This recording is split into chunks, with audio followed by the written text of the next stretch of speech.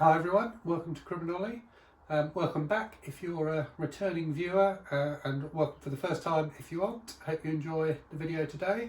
It's going to be a review of this novel, Vampire Junction by SP Somtow from 1984. So Somtow is a Thai-American writer who I discovered in the 1980s. So I think in the kind of 70s and early 80s he published a load of science fiction novels. And then I discovered him through both this book, Vampire Junction, and also a werewolf novel he wrote called Moondance, which both came out in the 80s, which I read at the time and thought were excellent.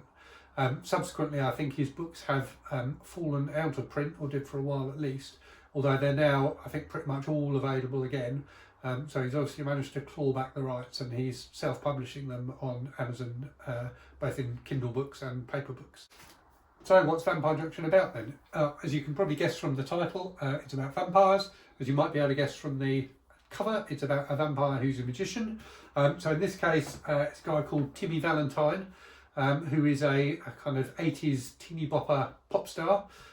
So he's trapped in the body of a 12-year-old boy, but is in fact also, as you might expect, a kind of 2,000-year-old vampire. And the book is about both his activities as a teeny bopper in the 80s, but also, you know, what has led him to that point in his life and the interactions he's had with a number of other characters in the past. So it's a really interesting analysis, I suppose, or take on that kind of duality of vampirism. So, you know, the sense of an adult being trapped in a child's body. So obviously something that Anne Rice also examined in her vampire books, and which is also talked about in pretty much my favourite vampire movie, Near Dark, where one of the vampires is again, like Timmy Valentine, trapped in the body of a young boy. There are some sexual scenes involving Timmy, which are quite troubling. But it's also a fascinating book about that aspect of the vampire legend and myth. What Somtow does really well in this is think about how Timmy has got to that point in his life. So basically, as the story unfolds, it starts with him trying to engage the services of a psychiatrist. And a lot of the book is about his relationship with this psychiatrist, which is quite an interesting opening for a book, and kind of struck me as quite reminiscent of The Sopranos, the TV show, which obviously came a bit later. And what happens through his conversations with the psychiatrist is we learn more about his backstory, and you see him at previous points in his life, particularly in times of kind of extreme peril, I suppose. So there's a section that takes place in the 40s at Belsen, the concentration camp. There's another one that takes place in Roman times at Pompeii. So there's some really interesting kind of historical stuff thrown in there.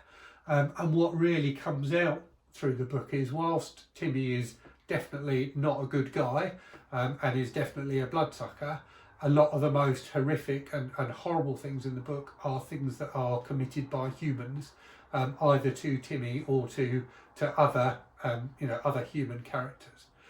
What we've also got is a slightly bizarre group of people in the book who call themselves the Lords of Chaos, who are a kind of fairly disparate group of people. So one of them's a conductor, one of them's a kind of Asian prince. There's a couple of other characters as well. So these are people who have encountered Timmy earlier in the 20th century, and who are now kind of uniting to try and hunt him down and stop him.